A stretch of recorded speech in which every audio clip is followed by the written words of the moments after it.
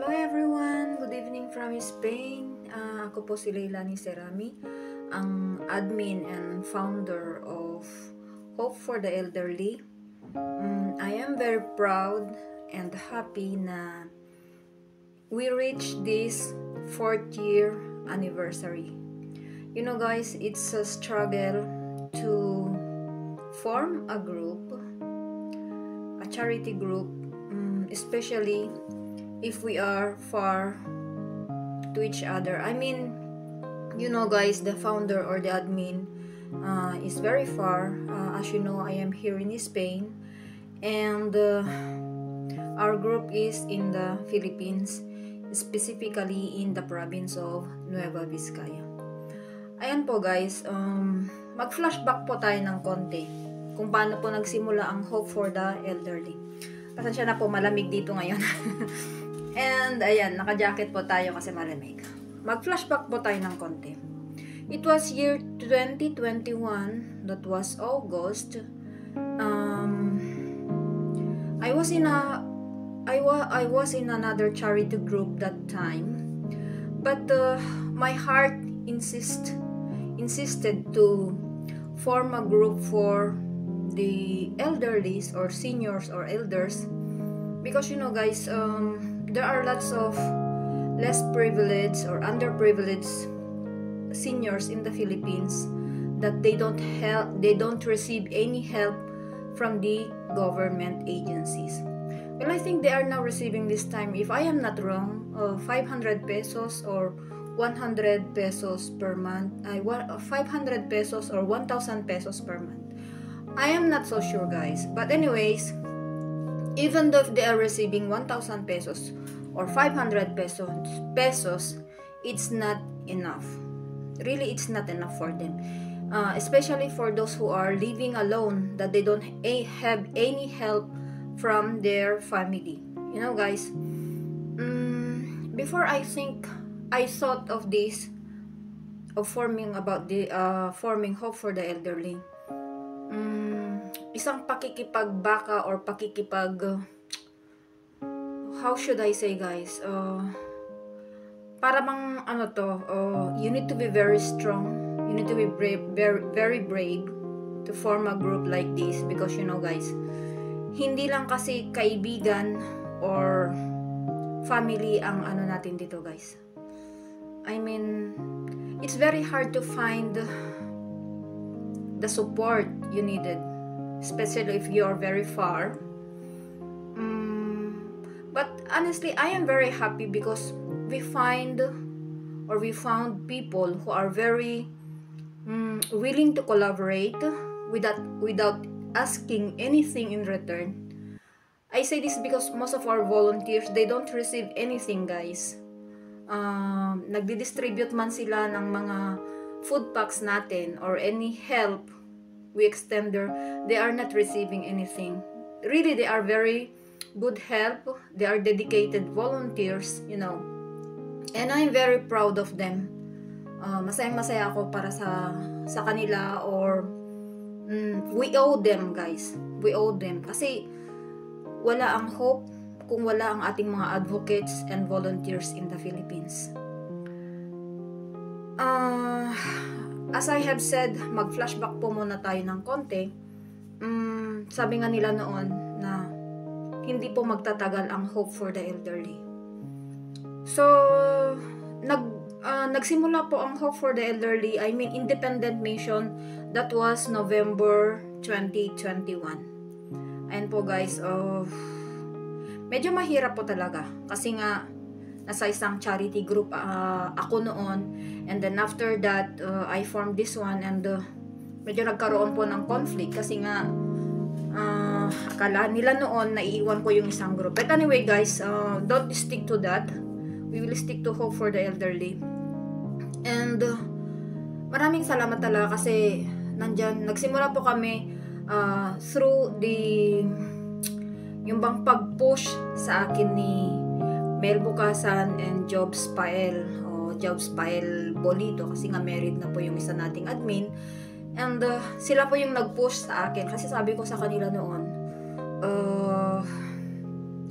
sabi ko, yung mga hindi ko nagawa noon sa mga lolo at lola ko, kasi nga namatay sila ng maaga. Very poor life, guys. And parang gusto kong, yung mga hindi ko na ibigay sa mga grandparents ko, gusto kong ibigay sa ibang tao. And then, here comes Lolo, ano naman pangalan yung lolo natin na namatay, na iniyakan ko po siya kasi Lolo Juanito de Guzman. Si Lolo Juanito de Guzman po, he was living alone. And then the first time I helped him, I was in another group, Tropang May Puso that time. And then I extended help to him kasi nga sabi ko, kawawa siya, as in talaga yung bahay niya, yung barong-barong. And then yung bang plastics yung cover ng ano niya, ng barong-barong niya. And then sabi ko, I need to help him. And then nag-extend po ako ng help through the help of other people. And then here comes Sis Cherry Peralta. And then sabi ko, nag-reach out ako sa kanya. And then sabi niya, okay sis, tulungan natin siya, ganito, ganyan. And then we formed Hope for the Elderly because of them, guys. Alam niyo yun, yung masaya ako na meron tayong matutulungan. Nag-start tayo ng 2, 3, 4, and then umabot po tayo ng 100 beneficiaries. I remember the year 2021, if I am not wrong, nakarating po tayo at ang 130 beneficiaries of food packs. That was the year-end mission that time. Kasi malaki po yung fund natin noon from different countries or different donors. So, ang saya-saya ko po noon. It's worth po na yung pakikipaglaban natin na magkaroon tayo ng Hope for the Elderly or group for helping the seniors. Ayan po, guys. And then one time, guys, that was, if I am not wrong, that was 2022 already. May nagchat po sa akin noon from the region, from Cagayan. She told me, she congratulated me na ayun nga, na first po ang Hope for the Elderly sa Nueva Vizcaya or sa Region 2 helping the elders or the seniors. Kasi nga maraming mga groups na tumutulong, but mostly kasi yung mga tinutulungan nila, guys, are yung mga may sakit. Actually, guys, I came from another groups before na tumutulong po kami sa mga cancer patients, heart warriors, mga ganon, mga kidney patients, mga ganon. So, still, guys, ini-insist po ng puso ko na tumulong sa mga lolo at lola na ayun nga, kulang sa kalinga, kulang sa atensyon, kulang sa pagkain, lalo na sa pagkain po, mga ganon. You know, guys, there were times na parang sabi ko, saan kaya ako dadalhin ng hope? Kasi, you know, guys, nahihirapan na rin ako na with regards to fund. Kasi number 1 ang problema po natin dito, guys, is fund. And second na po yung mga volunteers. Kasi nga, kahit may pondo naman po tayo, kung wala tayong volunteers, wala rin po tayong magagawa. Kasi nga, malayo ako. And I know the sacrifices of our volunteers, guys. Kaya kung minsan sabi ko sa mga kasama natin, don't force, sabi ko. Kung ano lang yung time na available kayo, yun ang gagawin ninyo. Alam nila yun, guys. Alam nila yun. Alam niyo ba yung feeling ko na pag umuulan, takot na takot ako pag nagmi-mission sila kasi sabi ko, mahirap madulas ang daan. Kaya nga sinasabi ko, isuspend natin yung mga mission natin pag umuulan kasi ang mahirap doon is kung may mangyari sa kanila. You know, guys, hindi po registered ang hope for the moment. As of now, hindi pa po registered. And I don't know if we will register this in the future, guys. But anyway, guys, let us do kung ano man po yung itinutulak ng puso natin na gawin para sa mga nangangailangan. Regardless of the registration, regardless if registered po ang hope or not, habang kaya nating mag-mission tayo. If someday na merong magrereklamo nga kasi nga hindi po tayo registered group, so sorry na lang. I know na kung i-stop natin. But as long as wala pa pong nagsasabi na o nagrereklamo na wala tayong hindi tayo registered group. We will continue. Unang-una, maraming salamat sa ating mga donors, lalo na yung mga donors natin abroad. Salamat sa mga tiwala ninyo sa akin, sa Hope especially. Kasi pag wala po tayong donor, wala po tayong hope. Hindi naman po tayo pwedeng mag-mission kung walang fund, diba? Ayan. And gaya po ng sabi ko, kahit may fund tayo kung wala tayong volunteers. So maraming salamat. I-shout out po natin ang ating mga mababait, masisipag, rain or shine, day or night. Nandun po ang ating mga volunteers, especially po si Ading Mel Bukasan, ayan, si Ading Marilu Arquero, ayan po yung mga riders natin na rain or shine, nandyan po sila. Maraming salamat. Ang ating admin na si Jobs Pael Bolito, this time hindi po nyo siya nakikita sa ating mga mission because buntis po siya at malapit na po tayong magkaroon ng Hope Baby. Ayan, malapit na po tayong magkaroon ng Hope Baby. Actually, very yung silang mag-asawa, very ang tawag dito, very active sila sa Hope natin, especially the past years. Ngayon nga lang kasi nga sensitive po magbuntis ang ating admin. And let's hope for the best kasi malapit na daw po siyang manganak. So, kung sino man po yung mga nakakamiss kay Jobs, ayan po, no worries po kasi nga magkakaroon na po na tayo ng Hope Baby.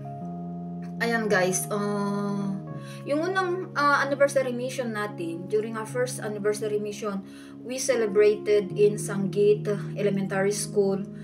But that time guys, we only give school supplies and some snacks to grade 6 learners kasi nga konti po lang po yung ano natin noon, yung fund.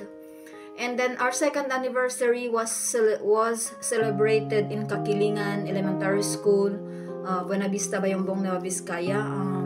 It was a very nice mission.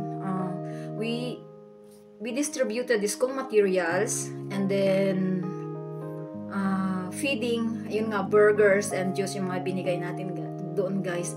And ang saya nila guys, ang saya ng mga bata that time and also the teachers. They welcomed us wholeheartedly and I was thankful kasi nga ang saya ng mission that time. And last year we celebrated our 3rd year anniversary in Villa Adriano Elementary School in Busilak, Bayambong, Nueva Vizcaya. Another successful mission. Ayan guys, yeah, if I am not wrong, more than 70 learners were given school materials and also the teachers. Kasi every mission po natin guys, nagbibigay din po tayo ng tokens to the teachers. Hindi lang po school materials, hindi lang po feeding program ang ano natin. Kasi nagbibigay din po tayo sa ating mga teachers, mga mababait at masisipag nating teachers guys. And then this year, last October, nagbigay din po tayo sa Paes Elementary School, Bagabag, Nueva Vizcaya ng school materials and at the same time feeding program. Yun po yung celebration ng birthday ng October celebrants natin na si Mel Bukasan, Marilu Lacar, Magdaraog Arquero, ayun, Marilu Arquero and Jobs Pael kasi nga sila po yung mga masisipag po nating volunteers and advocates. So sabi ko, yung mission na yun are ano natin sa kanila, sabi ko parang birthday mission ng mga Octoberians. Ayun po guys. And then last week or November 18, nagkaroon po tayo ng 4th year anniversary mission sa Felix G. Salgado Elementary School sa Aritao, Nueva Vizcaya. And we distributed 77 school materials. Ano na yun po guys, naka-envelope. And then sa mga teachers natin, nagbigay din po tayo ng tokens and at the same time nagbigay po tayo ng feeding, which is yung si Jobs, si Mel at saka si Marilu, nag-prepare po sila ng pansit and then bumili po tayo ng puto. Kasi the previous po guys na anniversary mission natin sa Kakilingan and then sa Villa Adriano, burger po yung binili natin. So, this time, suggest po ni Mel and Barilu na magluluto daw po sila. So, ayun po, nagluto sila ng pansit and then nag-order na lang po kami ng puto at kutsinta. Ayun po guys, and juice sa mga bata. And I am very happy guys, kahit papaano, may mga napapasaya tayong mga bata. Yun po ang importante. And what is the reason kung bakit school po yung pinipili natin to celebrate our anniversary missions? Well, may nagtanong na po sa akin noon. My reason is, ganito yan. Sabi ko, we will give good example sa mga bata ngayon. Kasi kung ano yung makikita ng mga bata ngayon, in the future, they will do it also. Hindi naman siguro lahat, pero at least siguro sa mga 10, may 2 o 3 gagawa. O una man lang. You know guys, kasi nung bata ako, I remember, mga bata kami may nagbibigay ng mga candies, mga ganon, mga tinapay, something like that. Sabi ko, in the future, I will do also. So, masaya po ako na ngayon nagagawa po natin yan. Ginawa po tayong kasangkapan ni Lord para makatulong po tayo sa ibang bata. And pag nagmi-mission po kami guys, we are selecting schools schools from the far-flung areas, mga malalayo po na hindi po naaabot. Kasi pag ang pipiliin po natin sa baba, may feeling ko kasi we know may mga tulong na po sa baba. While as dun sa mga malalayo po, kumbaga kulang po sila sa tulong or hindi po sila napapansin. Sabihin na lang natin hindi sila ganong napapansin. So masaya po ako na kahit papaano yung mga natutulungan natin. What matters most is yung saya ng mga bata pag na-receive nila yung mga school materials. You know guys, yun yung nagpapagaan po ng loob sa akin, na nakikita ko yung mga bata na masasaya na tumatanggap ng mga regalo natin. Although hindi naman po kalakihan yung natin, yung mga bigay natin, pero ang importante yung mga bata na makakatanggap. Kasi nga one time, I remember, if I am not wrong, last year po yata, may bata daw na first time niyang makareceive ng regalo. You know guys, yun po yung feeling ko na sabi ko, sana nga nung bata rin ako, may natanggap din akong envelope full of school materials. And then may magbibigay din yung mga burgers. Kasi nga, I remember, malaki na ako nung nakatikim ako ng burger, yung mga ganun. And anyway guys, I won't make this very long. Ayan, naka 18 minutes na po tayo. Kasi marami rin pong nagtatanong kung paano po tayo nakatagal. Kasi some groups hindi po sila makatagal ng ganito, lalo na't malayo po ako as the admin or founder. Kasi nga noon hindi ko po inaamin na founder ako, kasi nga hindi naman po ako yung nag-iisa na nagbumuo ng group na to. But ini-insist po kasi ng mga kasama natin sa Pilipinas, sabihin mo kasi ate na ikaw ang founder, para bang ganun, huwag kang magtago. Ayan, hindi na po ako nagtatago. And also to my YT friends who keeps on supporting me. Thank you so much. Your support to my YT channel is your donations to Hope for the Elderly. So, you know guys, my salary, most of my salary are going to Hope for the Elderly, and I thank you so much for your support. To my super thanks senders, thank you so much for your big support to my channel. And I hope you will continue supporting Leilani Serami Vlog for the betterment of others. I mean, you know, your support to my channel is for our beneficiaries. And I hope you are all okay guys. Thank you so much. Mag-ingat po kayo palagi, lalo na ang ating mga volunteers and advocates. Maraming salamat sa inyo. And then i-upload ko na to, and then later on yung mga greetings din po ng ating mga advocates sa Pilipinas. Thank you so much. Sana hindi kayo magsasawa sa pagtulong sa mga nangangailangan. Hindi ko ito kaya kung wala kayo. Please lang, Huwag nyo akong iwan sa ere. Kasi habang nandyan kayo na nagpapakita na willing kayong tumulong, nandito pa rin ako.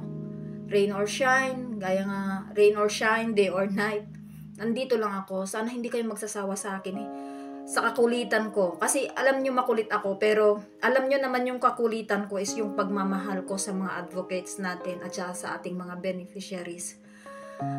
Ayan guys, thank you so much for listening, for watching. Sana healthy tayong lahat, which is the most important. Huwag nyo na akong isipin kung ano yung health issues ko o kung ano man yung mga pinagdadaanan ko. Basta go lang tayo mga hope. And please, ingat kayo lagi kasi kung hindi sa inyo, wala ang hope. Thank you so much. Hope for the elderly. Mabuhay kayong lahat.